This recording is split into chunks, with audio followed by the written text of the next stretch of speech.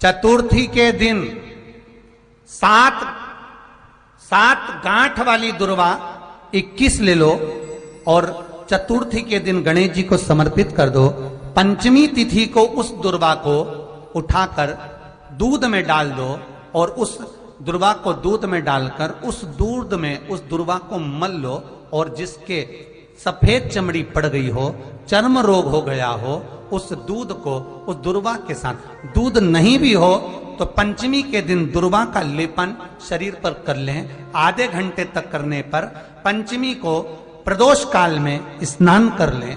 महाराज आपको चर्म रोग में आराम लग जाएगा, सफेद चमड़ी अपने असली रंग में आना प्रारंभ हो जाएगी। गणेश पुराण दुर्वा का मूल बता। महाराज 21 दुर्वा के 108 बंडल बना लो। अगर एग्जाम में बैठ रहे हो, सरकारी परीक्षा में बैठ रहे हो, पास नहीं हो रहे, नौकरी नहीं लग रही, बहुत जगह इंटरव्यू दे दिया, 21 दुर्वा के 108 बंडल बनाओ, उसकी माला बनाओ और देवी के मंदिर में, माता जगदम्बा के मंदिर में, अर्थात जहां शंकर पार्वती पूर्ण परिवार विराजमान हो, ऐसे देवी के मंदिर में गणेश जी के गले में वो माला अर्पण करिया है, अपना नाम बोलकर और जिस एग्जाम में बैठ रहे हैं उसका भाव वर्णन कर महाराज, और वहीं से एक पुष्प लेकर अपने कमरे में जहां पढ़ते हो कांच की प्लेट में उस फूल को रख दीजिए और दूसरे दिन एग्जाम के लिए चले जाइए। आपको उसका फल अवश्य मिलेगा, अवश्य मिलेगा, आप उसमें उत्तीर्ण होंगे, फल प्राप्त होगा। दुर्वा सुख का अनुभव करा देता, आनंद का अनुभव। घर में शांति ही ना रहती हो, सुख ही नहीं है, क्लेश 24 घंटे बना हुआ है घर में, ना कोई बात ना कोई प्रसंग, उसके बाद भी सबका मुंह फूला हुआ है, उसके बाद भी सबका चेहरा उतरा हुआ है।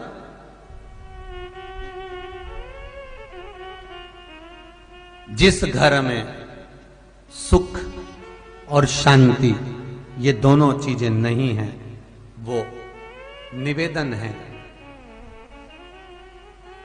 लाल वस्त्र में लाल फूल रखकर उसमें थोड़ा धना, धना जानते हो, वो खड़ा धना आता है, धना पाउडर नहीं, धना, हरा धना,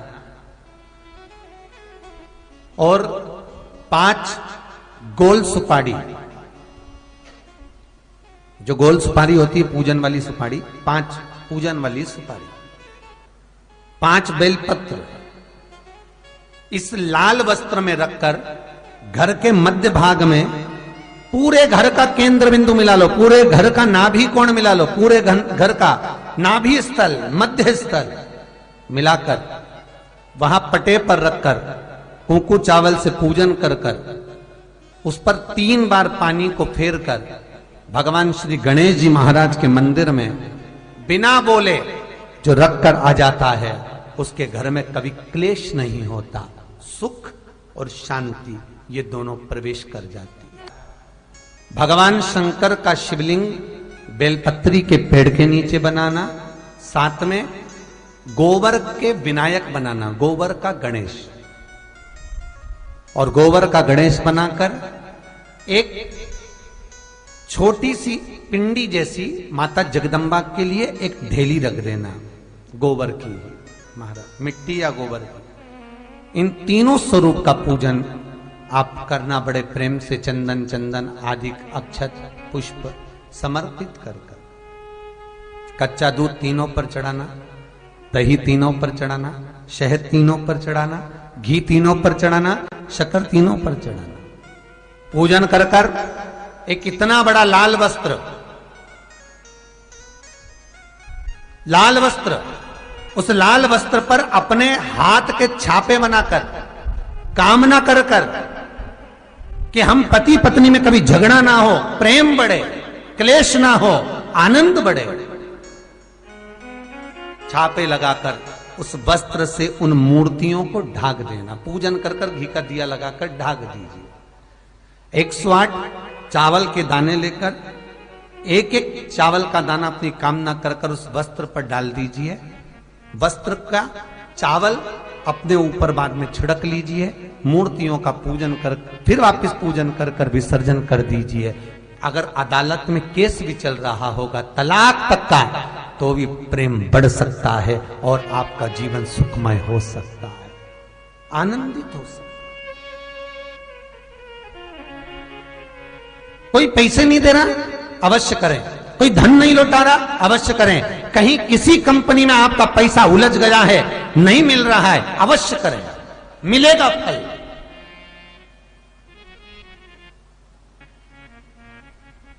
लाखों रुपए डूब रहे हैं, एक बार करने में क्या जाता है, निकल आएगा पैसा, काम ना कर कर कर। है दुर्वा, क्या प्रियता है? दुर्वा। कितनी दुर्वा गणेश जी को समर्पित करी जाती है? मात्र 5। कितनी? आज के जमाने में लोग गट्ठा बनाकर चढ़ा दें, वो अपनी जगह पर है। 5 दुर्वा पंचम इंद्रियों को वश में करने के लिए और भगवान के 5 जो स्वरूप हैं उनको अपने भीतर उतारने के लिए 5 दुर्वा। और दुर्वा में भी 3 गांठ। जब दुर्वा समर्पित करी जाती है तो उसमें नीचे दुर्वा की डंडी पर गांठ रहती है, 3 छोटी छोटी गांठें होना चाहिए। कितनी गांठ? जो भगवान को समर्पित करी जाए। गणेश जी का जो दांत टूटा है उस दांत की ओर गणेश जी को दुर्वा समर्पित करी जाती है। इसलिए हमारे करा करो। अगर घर में संपदा लक्ष्मी नहीं आ रही हो, व्यापार व्यवसाय नहीं चल रहा हो, नौकरी सर्विस नहीं मिल रही हो, बहुत तकलीफ हो, 7 बेलपत्री केसर को घिसकर चंदन बनाकर बेलपत्री पर बीच वाली पत्ती पर ओम लिखना है। दोनों पत्तियों पर भी एक आद्यशक्ति जगदम्बा के नाम की केसर की बिंदी लगाना है, दूसरे में श्री गणेश रिद्धि सिद्धि के नाम की बिंदी लगाना है। शिव जी पर समर्पित करते जाना, शंकर को चढ़ाते जा। हमने कहा गणेश जी फ्री रहने का केवल एक समय होता है, एक टाइम होता है, एक पल होता है, एक घड़ी होती है कि गणेश जी महाराज हमारे घर में आ गए। गणेश जी की सबसे पहली जो आरती हो, उस आरती के समय पर अगर धूप बत्ती जलाई जाए या गोबरी को जलाकर उसमें गूगल छोड़ी जाए और गूगल छोड़ने के बाद गणेश जी का नाम ध्रुम वर्ण कह दिया जाए, तो गणेश जी को तुम्हारे घर की पूजा स्वीकार करना पड़ती है। बस वो समय हम जानते, हम तो बस उतना जानते हैं कि शिव महापुराण में लिखा और मुद्गल पुराण में लिखा, गणेश पुराण में लिखा, गणेश जी का एक नाम होता है ध्रुम वर्ण। क्या नाम है? ध्रुम वर्ण गणेश जी का एक नाम होता है। जब हम धूप जलाकर और धूप लगाने के बाद में गणेश जी की सबसे पहली आरती करने के पहले अगर हम सबसे पहली आरती गणेश जी की कर रहे हो, अपने घर में स्थापना कर रहे हो, बिठा रहे हो, और तुम चाहते हो कि गणेश जी मेरे घर में आके मेरी पूजा को स्वीकार करें और जो मांगू मेरा गणेश मुझे दे 10 दिन के अंदर, तो पहला नाम लेकर पुकार लेना ध्रुम वर्ण विनायक, बैठो, बस काम हो गया। वो फ्री होकर आता है, वो बैठता है अलमस्तता में। मुझे जल में विसर्जन करेगा, मेरा ताप तो मिटेगा ही, साथ में जो मुझे जल में विसर्जन करेगा उसके जीवन के भी ताप को मैं मिटा दूंगा। जहां गणेश जी बिठाओ, गणेश जी के आसपास में कम से कम एक हल्दी की और एक कुंकू की 2 बिंदी अवश्य लगाना चाहिए, रिद्धि और सिद्धि के बाद। कारण क्या होता है कि जब हम गणेश जी का विसर्जन करते हैं तब हमारे घर में से रिद्धि सिद्धि नहीं जाना चाहिए। जब हम गणेश जी का विसर्जन करें तो वो जो 2 बिंदी हमने हल्दी और कुंकू की लगाई है वो रिद्धि सिद्धि के रूप में हमारे घर में रहना चाहिए। कि बहू हमारे घर में, बेटा भले कहीं पर भी जाए घूम फिर कर वापिस आएगा, बेटा भले जाए फिर आ जाएगा, कोई कार्य से गया होगा, कोई कारण से गया होगा, तो गणेश जी बिठाने वालों को ये स्मरण होना चाहिए कि गणेश जी का विसर्जन हो पर रिद्धि सिद्धि का विसर्जन। दो बिंदी जहां गणेश जी बिठाए उस दीवार पर हल्दी और कुंकू की लगा दीजिए कि रिद्धि सिद्धि हमारे घर में। गणेश जी वहां से उड़ भी गए, गणेश जी वहां से चले भी गए, गणेश जी वहां से विसर्जन भी हो गए, तो रिद्धि सिद्धि हमारे घर में, क्योंकि बहू का घर में होना जरूरी है, रिद्धि सिद्धि का घर में होना जरूरी है। और जहां रिद्धि सिद्धि होगी गणेश जी वहां आएंगे, निश्चित है। रिद्धि सिद्धि का होना जरूरी है। घर में अपने जहां गणेश जी बैठे वहां पर दो बिंदी, एक हल्दी की एक कुंकू की, दो बिंदी ये भाव से लगाए। अगर बिंदी नहीं लगाना है तो दो स्वस्तिक बनाए, दो स्वस्तिक बनाए, वो भी रिद्धि सिद्धि का। हिंदू धर्म में दो तरह के गणेश जी का प्रमाण कहा जाता है, एक राइट सूंड के गणेश, एक लेफ्ट सूंड के गणेश। राइट सूंड का जो गणेश होता है वो घर में रखा जाता है, और लेफ्ट सूंड का जो गणेश होता है वो अपने ऑफिस में, व्यापार की जगह पर, दुकान में, धंधे में, पानी में, सर्विस में, नौकरी में लेफ्ट सूंड का गणेश रखा जाता है। जिसकी दुकान, व्यापार, व्यवसाय में अगर राइट सूंड का गणेश रखा जाता है तो लक्ष्मी आती है पर टिकती नहीं है। इसलिए घर में सीधी सूंड का गणेश, और दुकान, व्यापार, व्यवसाय में, ऑफिस में उल्टी सूंड का, दो गणेश। तो इसका मतलब ये थोड़ी ना कि तुम्हारे घर में गणेश जी बैठा तो तुम उठा के कोई बदल लिया यहाँ कहीं। तो गणेश जी की दो धर्म पत्नियां, वैसे तो गणेश जी की कुल मिला के 5 पत्नी। कितनी है? गणेश जी की 5 पत्नी। पहली श्री, दूसरी तुष्टि, तीसरी पुष्टि, चौथी रिद्धि और 5वीं सिद्धि। ये व्यक्ति के नाम के आगे जो लिखा रहता है ना श्रीमान, ये श्री संबोधन कहां से आया? और एक पीछे लिखते हैं, जैसे नाम के आगे लिखते हैं श्री और पीछे लगाते हैं जा में ई की मात्रा जी।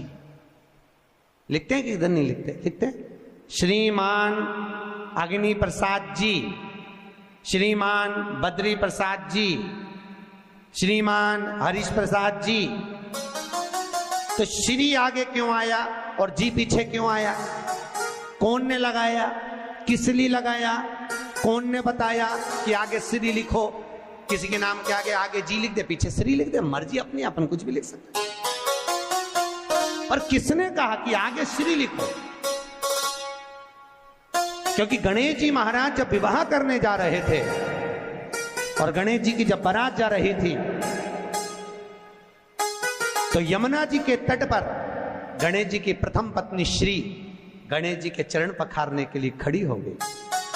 और प्रथम गिनती में जब गणेश जी चलने लगे तो श्री ने उनके चरणों को रोक लिया और कहा, प्रभु मैंने आपका आवाहन करा है, मैं आपको अपने पति के रूप में देखती हूँ। भगवान गणेश जी ने कहा, तूने प्रथमता में मुझे पाया है, जिसके नाम के आगे तेरा संबोधन लगा रहेगा वो जगत में प्रसिद्ध होता चले जाएगा। इसलिए श्रीमान लिखा जाता है। जिसके घर में भगवान गणेश की नृत्य की मूर्ति लगी रहती है, उस घर में जितने भी परिवार के लोग रहते हैं वो कहीं ना कहीं 24 घंटे काम में लगे रहते हैं, पर उनको शांति रत्ती भर की नहीं मिलती है। तो शोक चला, गणेश जी ढोल बजा रहे हैं, वो मूर्ति का फोटो घर में लगा दिया।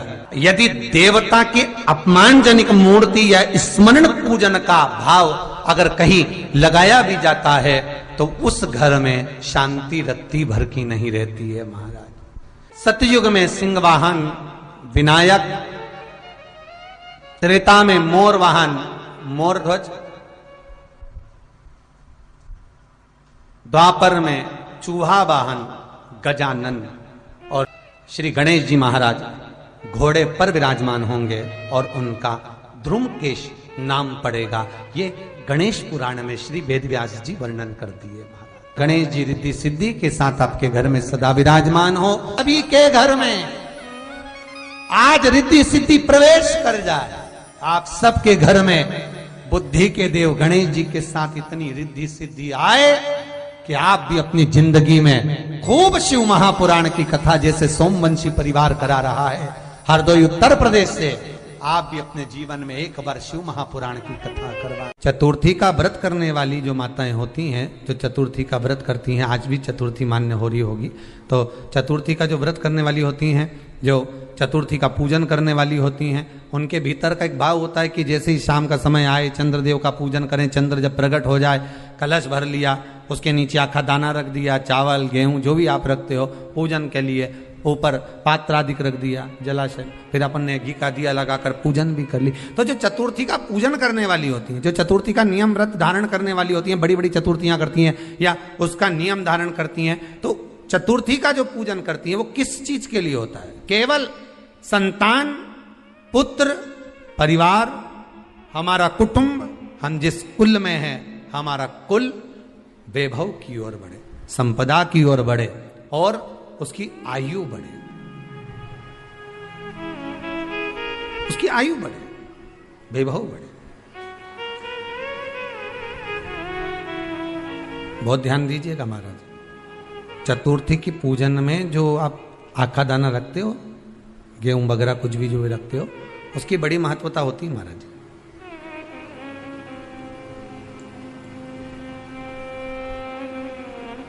यहां तक कहा गया है, चतुर्थी की कथा तो आप लोग पढ़ते होंगे, जो लोग पढ़ते हैं उनको मालूम होगा, चतुर्थी की कथा में लिखा है,